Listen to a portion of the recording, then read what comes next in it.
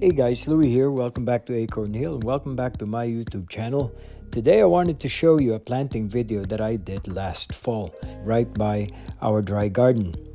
The dry garden is exactly what it's called here in Acorn Hill. This is the section of the garden right next to our elevated garden with the retaining wall that gets a lot of sun. Plants here like a lot of drainage, and this is also the side of the garden where after it rains, after a day, guaranteed everything is dry, bone dry.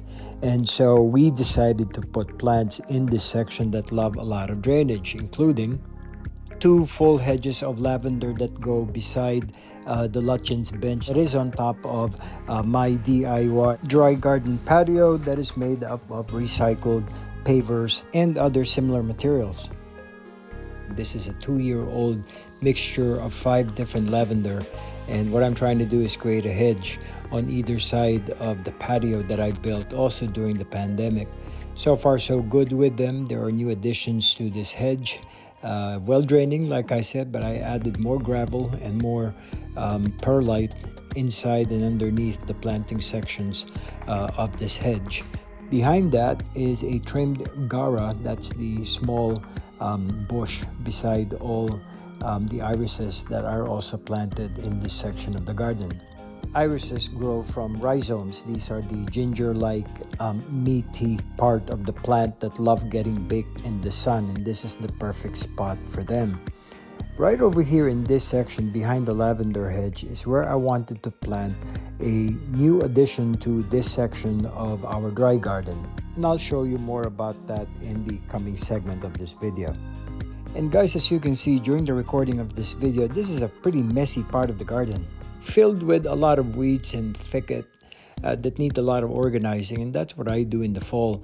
But onto the video, down to the right of this shot is the Sedum Autumn Joy, which we've had for many years now. This is like the 5th propagation for that sedum. Getting right down to the plant that I wanted to put in this section, it is called a Foxtail Lily or Eremurus. For this area of the garden, I am reinforcing the dry components of it by having put a lot of gravel and putting in a lot of garden soil. Now, Foxtail Lilies or Eremurus are tall, stately perennials with fleshy, starfish-like roots that usually adds good height and good interest to any herbaceous border. I planned on planting this because they do give that height and they give that depth within the border that we like, so that our borders don't look plain and flat. They usually grow as a clump from star-shaped leaves with yellow or peach star-shaped flowers borne in a dense erect raceme. I ordered these in the mail, and so when they got in, the bare roots look like they appear spider-like or octopus-like, and I made sure that they are not too dry. They seem to be plump and not dried up and desiccated, so I didn't have to soak it, but they have to be planted straight away. And in the middle of this, you can see that there is that initial growth coming from the center of all those roots. And you can see why I had to use extra gravel and very loose garden soil where they are going to be planted in. Eremurus or foxtail originate from dry grasslands and semi-desert somewhere along the western and central Asia part. Therefore, it can be very difficult to mimic such conditions, and that's why adding the gravel and the soil will hopefully somehow mimic that growing condition. And that white powder on the ground, on the planting surface, that is bone meal. And bone meal, as many of you know by watching my video, it is my best friend when it comes to new plantings because it is the primary agent that helps all my plants produce good root health. After mixing bone meal into the soil, I laid very gently the roots of the foxtail lily on top of that layer of bone meal, and then I slowly and gradually placed new garden soil with compost right on top. This is a loose mixture so that nothing sits and there's no puddling or any excess water gathering on or within the network of roots of the Eremurus.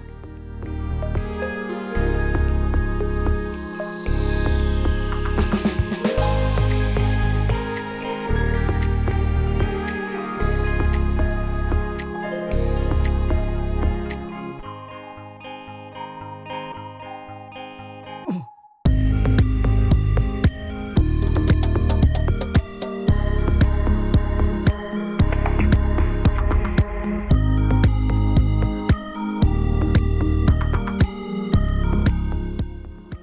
guys, so those are just the basic overview of tips that I gathered through the experience of planting the Aramurus or Foxtail Lily in the garden.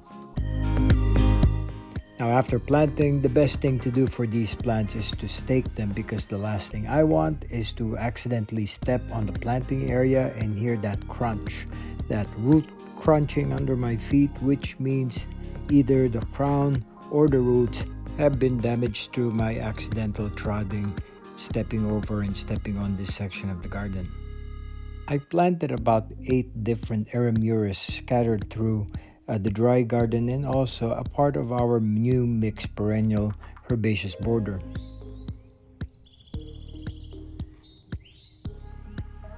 And after just a few months, this is the same plant that I put in the ground back in fall. It is now springtime here in Acorn Hill, and this one singular spike is the same plant that I put in the ground back in October. This one spike contains hundreds of small little flowers. They are usually star-shaped and attracts a lot of pollinators. This was really experimental for this season, and so in this section of the garden I was only able to grow 3 of them, but still the tower, the spike that it grew, really complements all the other vertical elements within this section of the garden. You can see the gladioli in the back of the garden, the gara that is planted in the blue pot. I also have peonies in this section, some roses that we are training on those tomato cages, which hopefully we can form into a tower of roses.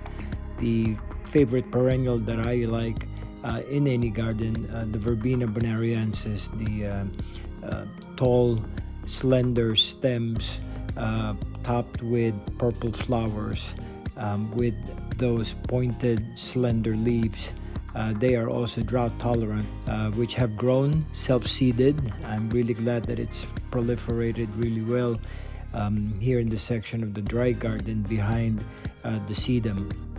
And while we're here, we might as well look at what's going on down below, right on the floor of the patio. I have drought-loving plants, mini crawling sedums, and crawling thyme. I'm pretty happy with the way this thing has grown and turned out. The height of this is about 36 inches tall. On the other side of the garden, the new addition, we were also able to grow 1 or 2 of these yellow Aramurus, and right now it is standing tall amidst this herbaceous border. According to literature, we should not be planting them well crowded, but this is my first time to grow plants in this newly developed section, and so you can see there's a lot of different vegetation in it. It is also beneficial to plant foxtail lilies behind any border because their foliage can tend to be unsightly, especially when they're starting to die back. The prominent erect raceme of the foxtail lily can stand on its own, and its base foliage be crowded and be camouflaged by the other plants growing around it. Here are 2 other foxtail lilies growing beside that long, well-developed one. One is yellow, and there is another foxtail growing beside it. It's still very immature right now, but there it is. It's pale apricot in color. Hopefully by next year, as I start caring for these, doing aftercare, preparing them for the autumn and winter, they will grow vigorously back next year. As you can see, this is the base foliage of that one tall foxtail lily. They're okay, you know, they look like daffodil leaves. Those strappy leaves will become brown and will become really unsightly. Having anticipated that this will happen once the foxtail lily starts dying back, I surrounded the foxtail lily with poppies. These are Hungarian poppies called Lawrence grape. those intense purple color really set off the color of the foxtail lily in this application. Just a quick note on this shot, you can see on the left side of the screen, I am trying to grow a small section of the garden where it's devoted for wildlife. So I never really mowed that section. It's about 3 by 3, 3 foot by 3 foot. And that's just for the wildlife, for any bugs or bees that seem to be hovering over our garden. And they also are part of Acorn Hill. And so I devoted that one section for them this year. I like putting together before and after videos for you guys, the different parts of Acorn Hill. There are many parts that I have developed since the fall, winter, and early spring, and I will put those out as soon as I can. But right now I wanted to show you again the perennial poppies that I have planted in this garden. They are called Lawrence Grape. I got them from a catalog. I grew them all from seeds, and they are now vibrantly showing themselves off in the morning light in the same bed that I have built last fall. In this border, apart from the Lawrence Grape poppies, there is cardoon in this section. A whole lot of purple sensation alliums that have now died back. There's a separate video on those alliums, and I will put a link on the description box of this video and put a card on the video itself so you can refer to it quickly. There's also dying back already tulips and daffodils and hyacinths and all other manner and types of bulbs that I planted in this section. At the time this video is being shot, these poppies have generously given more than 40 individual flowers already, and it is money well spent. Back to more plants that are in this area of the garden. We have the viburnum, that dark green big bush on the right of the screen, the elevated retaining wall. We also have the yellow produced by the yarrow, located on the elevated garden on the left side. Beside the yarrow, it's blurred right now, but beside the yarrow you will find the blue salvia, which is also becoming a big staple in the garden. Really hope you guys enjoyed this mini tour of our dry garden, the foxtail lily, the poppies, and all the other plants that are located in this new herbaceous border that I built.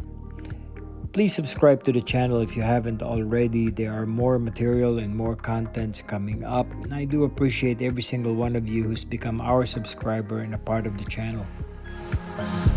Welcome to Acorn Hill, our property, a third of an acre suburban plot here in central North Carolina. It is now late spring, heading into early summer here in the south. I hope you guys are having an enjoyable season. The growing season has been really prolific for all of us at the moment. This is Louie. Until our next time in the next video, have a good day, look after yourselves, and thanks for watching. Bye for now.